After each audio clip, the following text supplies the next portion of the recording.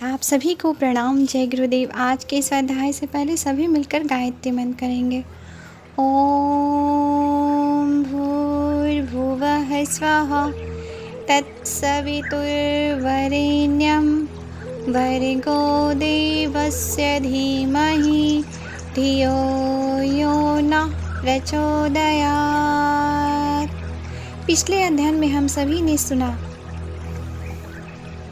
साधना और तपश्चर्या अति महत्वपूर्ण विज्ञान का नाम है। प्राचीन काल में तप साधना के द्वारा जिन्होंने जो वरदान पाए थे उनके इतिहास पुराण विस्तार पूर्वक हम पढ़ते सुनते हैं। इन दिनों वैसी उपलब्धियां प्रत्यक्ष न होने से वे बातें कोपल कल्पना जैसी लगती है, पर बात ऐसी नहीं है। यदि ठीक विधि से ठीक उपकरणों द्वारा उस विज्ञान को कार्यान्वित किया जाए तो पूर्व काल की कोपल कल्पना समझी जाने वाली बातों को आज भी प्रत्यक्ष किया जाना संभव है। आगे सुनेंगे। तपस्वियों द्वारा साधना के फलस्वरूप प्राप्त किए गए वरदान और कुछ नहीं, विराट विश्व के अंतरंग शक्तियों में से कुछ का इच्छानुकूल उपयोग कर सकने की क्षमता ही समझी जानी चाहिए। इसी प्रकार श्राप वरदान दे सकने की क्षमता को अपनी व्यक्तिगत इकाई को इतना प्रबल बना लेना चाहिए जिससे मनुष्यों या पदार्थों को अपनी संकल्प शक्ति के प्रवाह से अमिट दिशा में मुड़ने के लिए विवश किया जा सके। देवताओं का अस्तित्व इस विराट विश्व में उनकी विशालता के अनुरूप व्यापक भी हो सकता है, पर हमसे देवताओं के जिस अंश का प्रत्यक्ष और सीधा संबंध है वह अंश अपने भीतर ही शक्ति बीजों के रूप में विद्यमान रहता है। साधना का प्रयोजन इन्हीं शक्ति बीजों को जागृत और समर्थ बनाना है। समष्टिगत देवताओं का आशीर्वाद वायु, वर्षा, धूप, शीत, दुर्भिक्ष, सुभिक्ष आदि के रूप में समग्र रूप से बरसता है और उससे सबको समान लाभ मिलता है। व्यक्तिगत वरदान आशीर्वाद देने वाले देवता अपने शरीर में ही विद्यमान रहते हैं। विविध विधि साधनाओं द्वारा उन्हीं को स्वयं समर्थ बनाया जाता है और अपनी पात्रता एवं तपस्या के अनुरूप उन्हीं से वह लाभ पाया जाता है जिसे अलौकिक चमत्कारी देव प्रदत्त वरदान के रूप में आश्चर्य के साथ सुना और देखा जाता है। कुंडलिनी की इन्हीं महान सामर्थ्यों को जानकर ही योग शास्त्रों में उसे सर्वाधिक महत्व दिया गया है। इसके साथ अनेक प्रकार की कल्पनाएं जोड़ दी गई है। अनेक प्रकार से उसका वर्णन किया जाता है। सीधे सरल शब्दों में कुंडलिनी वह दिव्य मानस तेज है जो आत्म चेतना से परिचित है और शरीर भर में व्याप्त है। साधना के फलस्वरूप यह तेज सिमट कर ध्यान के समय ज्योति बनकर देह में कार्य करने लगता है। कुंडलिनी शक्ति को और अच्छी तरह समझने के लिए श्वास क्रिया और सुषुम्ना शीर्षक का विस्तृत अध्ययन आवश्यक है। पाश्चात्य वैज्ञानिक अभी तक इतना ही जान पाए हैं कि नाक से ली हुई सांस गले से होती हुई फुसफुसों तक पहुंचती है। फुसफुसों का मतलब होता है फेफड़ों तक। फेफड़ों के छिद्रों में भरे हुए रक्त को वायु शुद्ध कर देती है और रक्त परिचालन की गतिविधियां शरीर में चलती रहती हैं। प्राणायाम द्वारा सांस प्रक्रिया को बंद करके भारतीय योगियों ने यह सिद्ध कर लिया है कि चेतना जिस प्राण तत्व को धारण किए हुए जीवित है उसके लिए सांस क्रिया आवश्यक नहीं। सांस ली हुई हवा का स्थूल भाग ही रक्त शुद्धि का काम करता है। उसका सूक्ष्म भाग सुषुम्ना शीर्षक में अवस्थित ईड़ा और पिंगला नाड़ी के मध्य से नाभि कंद स्थित चेतना को उद्दीप्त किए हुए रहता है। गोरच पद्धति में श्लोक में इस क्रिया को शक्ति चालन, महामुद्रा, नाड़ी शोधन आदि नाम दिए गए हैं और लिखा है कि सामान्य अवस्था में ईड़ा और पिंगला नारियों का शरीर की जिस ग्रंथि या इंद्रियों से संबंध होता है, मनुष्य उसी प्रकार के विचारों से प्रभावित होता रहता है। इस अवस्था में नारियों के स्वतः संचालन का अपना कोई क्रम नहीं होता, किंतु जब विशेष रूप से प्राणवायु को धोंका जाता है तो ईड़ा और पिंगला समय स्वर में प्रभावित होने लगती है। इस अवस्था के विकास के साथ साथ नाभि केंद्र के प्रकाश रूप गोला भी विकसित होने लगता है। उससे प्राण शक्ति का विद्युत शक्ति के समान निस्सृण हो जाता है। चूँकि सभी नाड़ियाँ इसी भाग से निकलती है, इसलिए वह इस ज्योति गोले के संस्पर्श में होती है। सभी नाड़ियों में वह विश्वव्यापी शक्ति झरने से सारे शरीर में वह तेज ओजस के रूप में प्रकट होने लगता है। इंद्रियों में वही बल के रूप में, नेत्रों में चमक के रूप में परिलक्षित होता है। इस प्राण शक्ति के कारण प्रबल आकर्षण शक्ति पैदा होती है। यह शक्ति नाभि केंद्र में प्रस्फुटित होती है और चूंकि कटी प्रदेश में भी उसी के समीप है, इसलिए वह भाग अधिक शीघ्र और तेजी से प्रभावित होता है। पिछले अध्ययन में हम सभी ने सुना, यह शक्ति नाभि प्रदेश में प्रस्फुटित होती है और चूंकि कटी प्रदेश भी उसी के समीप है, इसलिए वह भाग अधिक शीघ्र और तेजी से प्रभावित होता है। इसलिए यौन शक्ति केंद्रों को नियंत्रण में रखना अधिक आवश्यक होता है। साधना की अवधि में संयम पर इसलिए अधिक जोर दिया जाता है, जिससे कुंडलिनी शक्ति का फैलाव ऊर्ध्वगामी हो जाए। उसी से ओज की वृद्धि होती है। स्थूल रूप से शरीर के स्नायु मंडल को ही पाश्चात्य वैज्ञानिक देख पाए हैं। वे अभी तक नाड़ियों के भीतर बहने और गतिविधियों को मूल रूप से प्रभावित करने वाले प्राण प्रवाह को नहीं जान सके। स्थूल नेत्रों से उसे देखा जाना संभव भी नहीं है। उसे भारतीय योगियों ने चेतना के अति सूक्ष्म स्तर का वेदन करके देखा है। योग सिखो उपनिषद में 101 नाड़ियों का वर्णन करते हुए शास्त्रकार ने सुषुम्ना शीर्षक को पर नाड़ी बताया है। यह कोई नाड़ी नहीं है, वरन ईड़ा पिंगला के समान विद्युत प्रवाह से उत्पन्न हुई एक तीसरी धारा है, जिसका स्थूल रूप से अस्तित्व नहीं है और सूक्ष्म रूप से इतना व्यापक एवं विशाल है कि जीव की चेतना जब उसमें से होकर भ्रमण करती है तो ऐसा लगता है कि वह किसी आकाश गंगा में प्रभावित हो रहा है। वहाँ से विशाल ब्रह्मांड की झांकी होती है। अंतरिक्ष में अवस्थित अगिनत सूर्य, चंद्रमा, ग्रह, नक्षत्र की स्थिति समझने और विश्वव्यापी हलचलों को नाद रूप में सुनने समझने का अलभ्य अवसर, जो किसी चंद्रायन या रॉकेट के द्वारा भी संभव नहीं है, इसी शरीर में मिलता है। उस स्थिति का वर्णन किए जाए तो प्रतीत होगा कि कुछ स्थूल और सूक्ष्म इस संसार में विद्यमान है। उस सब के साथ संबंध मिला लेने और उसका लाभ उपलब्ध कराने की क्षमता उस महान आत्म तेज में विद्यमान है, जो कुंडलिनी के भीतर बीज रूप से मौजूद है। सुषुम्ना नाड़ी, सुषुम्ना नाड़ी को कहते हैं स्पाइनल कॉर्ड। मेरुदंड में प्रभावित होती है और ऊपर मस्तिष्क के चौथे खोखले भाग में जाकर सहस्त्रार चक्र में उसी तरह प्रविष्ट हो जाती है, जिस तरह की तालाब के पानी में से निकलती हुई कमल नाल से शतदल कमल विकसित हो उठता है। सहस्त्रार चक्र ब्रह्मांड लोक का प्रतिनिधि है।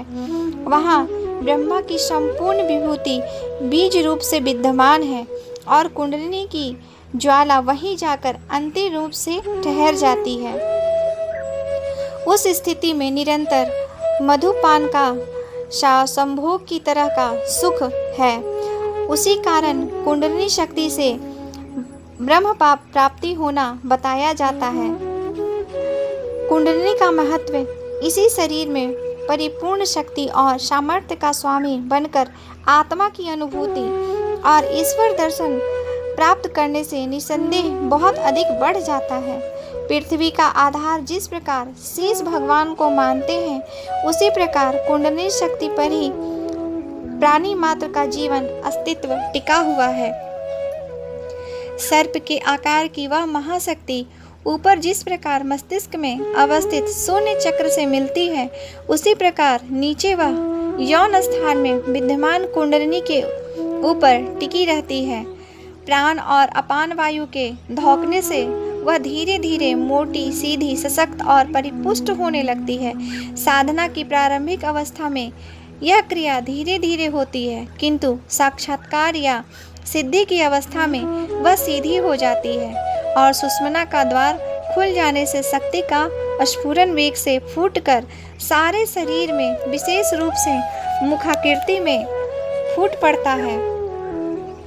कुंडलिनी जागरण से दिव्य ज्ञान, दिव्य अनुभूति और अलौकिक सुख का सरोवर इसी शरीर में मिल जाता है।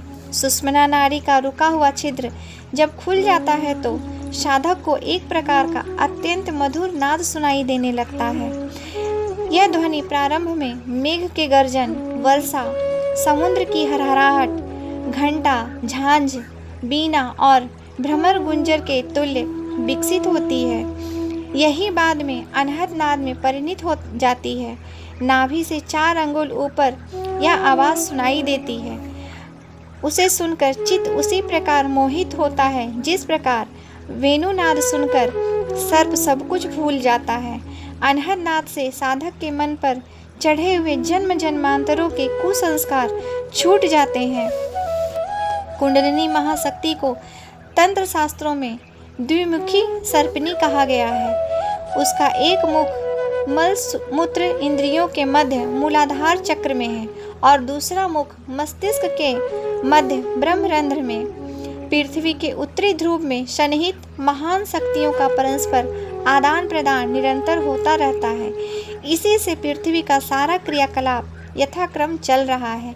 इसी प्रकार कुंडलिनी शक्ति के ऊपर और नीचे के जननेंद्रियां और मस्तिष्क के अर्ध ऊर्ध्व केंद्रों की शक्तियों का निरंतर आदान प्रदान होता रहता है। यह संचार क्रिया मेरुदंड के मध्य से होती रीढ़ की हड्डियां इन दोनों केंद्रों को परस्पर मिलाने का काम करती है। वस्तुतः स्थूल कुंडलिनी का महासर्पणी स्वरूप मूलाधार से लेकर मेरुदंड समेत ब्रह्मरंध्र तक फैले हुए सर्पकृत कलेवर में ही पूरी तरह देखा जा सकता है। ऊपर नीचे मुड़े हुए 2 महान शक्तिशाली केंद्र चक्र ही उसके आगे पीछे वाले 2 मुख हैं। मेरुदंड पोला है, उसके भीतर जो कुछ है उसकी चर्चा शरीर शास्त्र के स्थूल प्रत्यक्ष दर्शन के आधार पर दूसरे ढंग से की जा सकती है। शैल क्रिया द्वारा जो देखा जा सकता है वह रचनात्मक क्रम दूसरा है। हमें सूक्ष्म प्रक्रिया के अंतर्गत योग शास्त्र की दृष्टि से इस परिनिधि में सन्निहित दिव्य शक्तियों की चर्चा करनी है। योग शास्त्र के अनुसार मेरुदंड में एक ब्रह्म नाड़ी है और उसके अंतर्गत ईड़ा और पिंगला 2 शिराएं गतिशील हैं। पिछले अध्ययन में हम सभी ने सुना योग शास्त्र के अनुसार मेरुदंड में एक ब्रह्म नाड़ी है और उसके अंतर्गत ईड़ा और पिंगला 2 शिराएं गतिशील है। ये नाड़ियाँ रक्तवाहिनी शिराएं नहीं समझी जानी चाहिए। वस्तुतः ये विद्युत धाराएं हैं। जैसे बिजली के तार में ऊपर एक रबड़ का खोल चढ़ा होता है और उसके भीतर जस्ते तथा तांबे का ठंडा गर्म तार रहता है, उसी प्रकार उन नाड़ियों को समझा जाना चाहिए। ब्रह्म नाड़ी रबड़ का खोल हुआ, उसके भीतर ईड़ा और पिंगला ठंडे गर्म तारों की तरह है। इनका स्थूल कलेवर या अस्तित्व नहीं है। शैल क्रिया द्वारा ये नाड़ियाँ नहीं देखी जा सकती। इस रचना क्रम को सूक्ष्म विद्युत धाराओं की दिव्य रचना ही कहनी चाहिए। आगे सुनेंगे मस्तिष्क के भीतरी भाग में यूं कतिपय कोष्ठकों के अंतर्गत भरा हुआ मज्जा भाग ही देखने को मिलेगा। खुदरबीन से और कुछ देखा नहीं जा सकता, पर सभी जानते हैं कि उस दिव्य संस्थान के नगण्य से दिखने वाले घटकों के अंतर्गत विलक्षण शक्तियाँ भरी पड़ी है।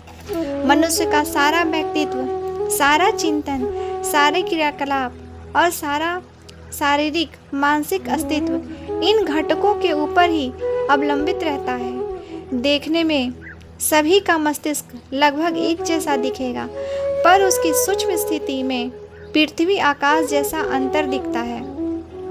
उसके आधार पर व्यक्तित्वों का घटिया बढ़िया होना सहज ही आंका जा सकता है। यही सूक्ष्मता कुंडलिनी के संबंध में व्यक्त की जा सकती है। मूलाधार, सहस्त्रार, ब्रह्मनाड़ी, ईड़ा पिंगला, इन्हें शैल क्रिया द्वारा नहीं देखा जा सकता। ये सारी दिव्य रचनाएं ऐसी सूक्ष्म है जो देखी तो नहीं जा सकती, पर उनका अस्तित्व प्रत्यक्ष अनुभव किया जा सकता है। मूलाधार में अवस्थित कुंडलिनी महाशक्ति मल द्वार और जननेंद्रियों के बीच लगभग 4 अंगुल खाली जगह में विद्यमान बताई जाती है।